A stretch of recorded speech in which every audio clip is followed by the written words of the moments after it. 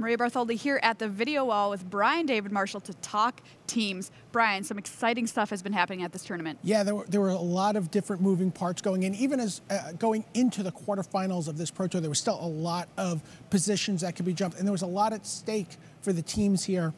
One thing we knew coming in was that Team Musashi was #1. Yes. And with 2 players in the top 8, that was not going to change. Let's take a look at Team Musashi, if we can. And there you see Ken Yukihiro, Yuya Watanabe, both top 8 competitors. Shota Yasoka with an 11-5.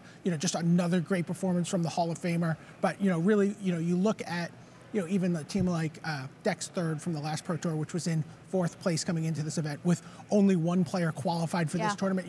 That winning a Pro Tour and top 8ing a Pro Tour is such a big part of team success. Musashi just destroyed this tournament. Yeah. They were #1, they were tied for 1st, and they just pulled away from the other team. And no one, it's going to be hard for someone to catch them and displace them. I would be shocked if they're not going into the World Championship as one of the 2 teams competing there. And we've got one more Pro Tour to decide that.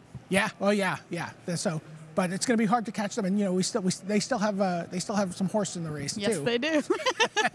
All right, let's move on to who's in '2. So #2 is another team that still has a horse in the race, in Martin Mueller. There you see a great finish from Michael Majors, 11-5. A great finish from Seth Manfield and Brad Nelson. Really, just when you go into a tournament, if you could lock in that kind of finish, you'd be super happy just in terms of your individual results. But, great finishes from all those guys. But Martin Mueller still very much, able to add some points to their total. And this is a team that really, as well as they've done a standard, and their deck for standard is really perfect for this event and for this zombie-infested metagame. Oh, yes. With their Chandra Flamecaller.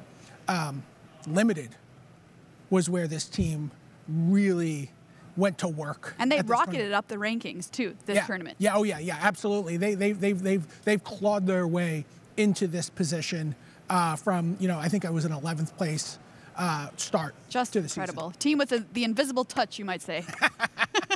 Moving on. I would say it, but Seth Manfield would have no idea what we were talking about. Team MTG Mint Card coming in 3rd. So this is huge.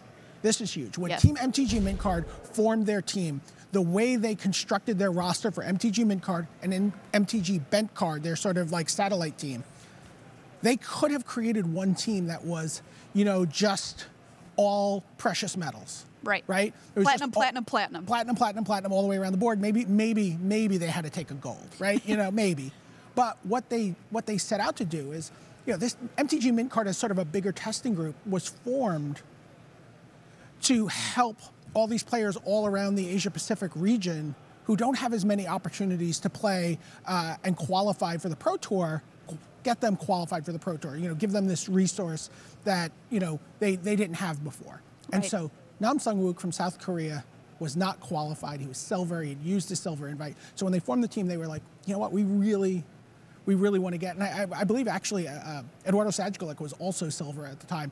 But they were like, let's put some platinums, some golds, and some silvers on our teams. And if we are in the top 4 at the end of the second Pro Tour in the team series, that means those silvers will be qualified to play in Kyoto. And we did a video piece with MTG Midcard where they talked about how important it was for them. They're like, yes, it would be great if we were in the finals of the team series. It would be great. We'd love it. But it would be better if we were in the top 4 this weekend and we got to play for that, opportunity to be in the finals with our friend Nam Sung-wook because we qualified him for a Pro Tour by being top 4. An incredible result for them. And this is what the team series is all about, right? It's like not just winning, it's winning with your friends. Yeah, absolutely. And speaking of winning with your friends, a team that was not necessarily all close friends coming into the team series was really sweating that last quarterfinal match between Jerry Thompson and Mark Tobias. So, Chris Fennell of Team Lingering Souls had locked 20 points with his quarterfinal exit. He was a top-seeded player in the quarterfinals. Mark Tobias, could not get more than 18 if he lost in the quarterfinals, but he would get 22 if he won, minimum 22 points if he advanced to the semifinals. And that would be the difference between Team Eureka and Team Lingering Souls making the top 4. And I could tell you, as if you watched, Mark Tobias didn't get there. Lingering Souls does get there, and this is huge for Team Lingering Souls because it provides, so Travis Wu had used his silver invite, but was a couple points short of gold.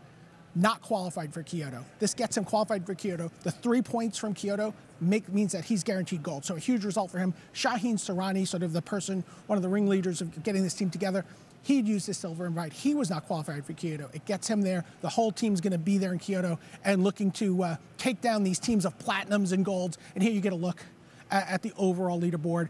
And important to note, Chris Fennell could have hand shook his way into the top 8. Right. Team crush.